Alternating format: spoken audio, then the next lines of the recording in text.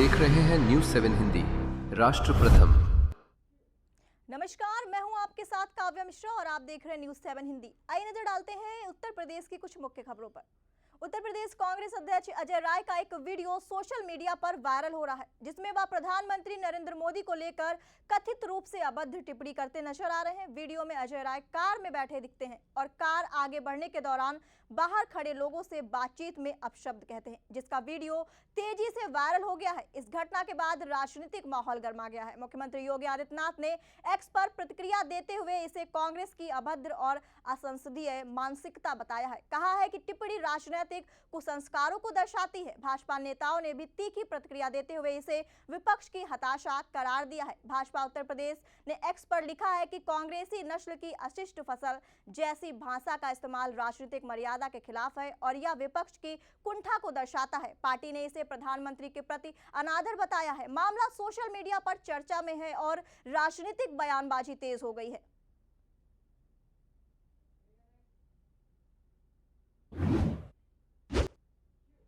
उत्तर प्रदेश में भीषण गर्मी के बीच बिजली कटौती जारी है, जिससे जनता परेशान है। विपक्ष ने सरकार पर हमला बोला है, लेकिन बिजली मंत्री ए.के. शर्मा ने सोशल मीडिया पर पलटवार किया। मंत्री ने कहा कि पहले खुद देखो फिर आईना दिखाओ। उन्होंने याद दिलाया कि सपा शासन 2012 से 17 के दौरान प्रदेश की औसत पीक डिमांड 13,000 मेगावाट थी, जबकि अब 30,000 से अधिक है। पहले कई गांवों में हफ्ते सिर्फ एक बार बिजली आती थी, अब 18 से 24 घंटे उपलब्ध है। मंत्री ने कहा कि 2017 के बाद बिजली उपभोक्ताओं की संख्या 3.70 करोड़ से अधिक हो गई है और पिछली सरकार में बिजली चोरी और कटियाबाजी को संरक्षण मिलता था।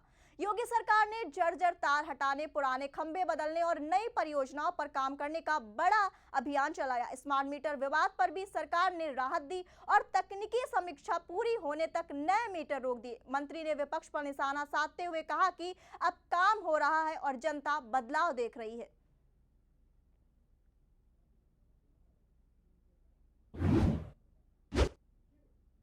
गाजीपुर के भंवरकोल थाना क्षेत्र में शुक्रवार शाम 7 बजे बड़ा सड़क हादसा हुआ।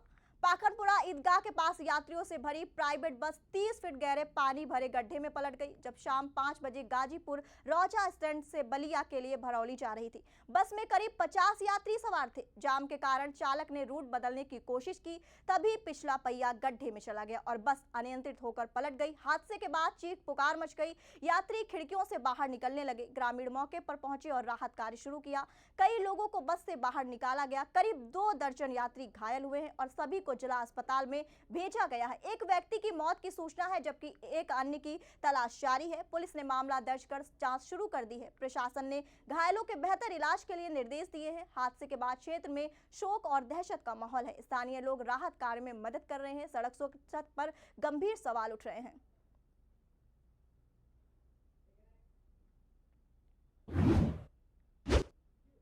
उत्तर प्रदेश सरकार के कैबिनेट मंत्री और सपा प्रमुख ओम प्रकाश राजभर ने समाजवादी पार्टी अध्यक्ष अखिलेश यादव और कांग्रेस पर तीखा हमला बोला।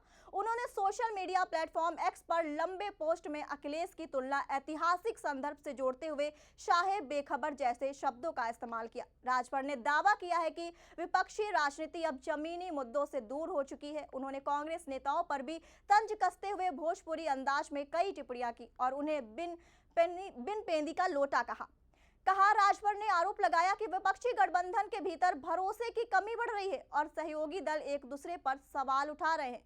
पोस्ट में हाल ही के social media trend cockroach movement का जिक्र करते हुए उन्होंने विपक्ष पर प्रतीकात्मक राजनीति करने का आरोप लगाया। उन्होंने कहा कि राजनीति केवल सोशल मीडिया ट्रेंड से नहीं चलती। राजभर ने बसपा प्रमुख मायावती का भी उल्लेख करते हुए कहा कि विपक्षी दलों की राजनीति विफल है। उन्होंने कहा कि 45 डिग्री गर्मी में जमीन पर उतरकर राजनीति करनी पड़ती है। यह बयान प्रदेश की राजनीति में चर्चा का विषय बना हुआ है। लगातार बयानबाजी जारी है।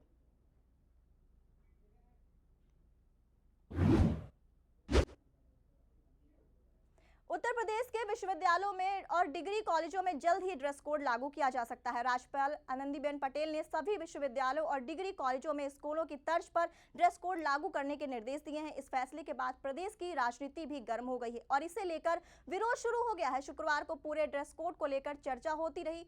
यूपी एआईएमएम के राज्यपाल ने इस फैसले का विरोध करते हुए मुस्लिम छात्राओं के खिलाफ बताया। पार्टी के पूर्वांचल अध्यक्ष इसरार अहमद ने कहा कि कॉलेजों में ड्रेस कोड लागू करना मौलिक अधिकारों का उल्लंघन है। उन्होंने कहा कि संविधान के अनुच्छेद 19 और 25 के तहत हर व्यक्ति को अपनी पसंद के अनुसार कपड़े पहनने का धार्मिक स्वतंत्रता का अधिकार मिला है। इसरार अहमद ने आरोप लगाया कि प्रदेश में पहली बार ऐसी व्यवस्था लागू की जा रही है जिससे एक विशेष वर्ग प्रभावित होगा। वहीं राज्यपाल आनंदीबेन पटेल का कहना है कि ड्रेस कोड से विद्यार्थियों में समानता की भावना विकसित होगी और शिक्षा संस्थानों में एक समान वातावरण बनेगा।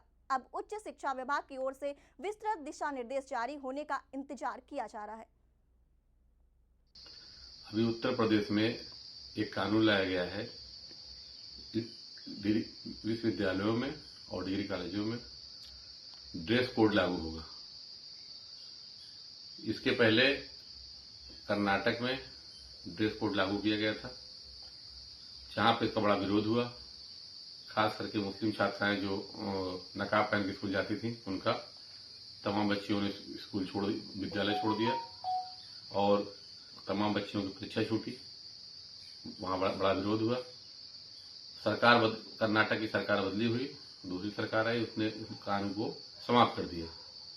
उत्तर प्रदेश सरकार कर्नाटक से सबक लेकर के उत्तर प्रदेश में मुस्लिम महिलाओं को की शिक्षा को प्रभावित करने के लिए ये ड्रेस कोड लाना चाह रही है। उत्तर प्रदेश में शिक्षा का विकास के लिए काम नहीं हो रहा है। यूनिवर्सिटी कॉलेजेस में ड्रेस कोड लागू करके जाने क्या प्राप्त करना चाहते हैं। दरअसल ये सीधे फंडामेंटल राइट्स का उल्लंघन है। संविधान की आर्टिकल 19 और आर्टिकल 25 में धार्मिक स्वतंत्रता का अधिकार दिया गया है, जिसका यह उल्लंघन है। हर आदमी को अपने हिसाब से अपने ड्रेस पहनने का अधिकार है और उत्तर प्रदेश में आज के पहले ये व्यवस्था लागू नहीं थी। आज ये व्यवस्था लागू करके एक वर्ग विशेष को प्रभावित करने की कोशिश की जा रही है। हम इसका विरोध करते हैं।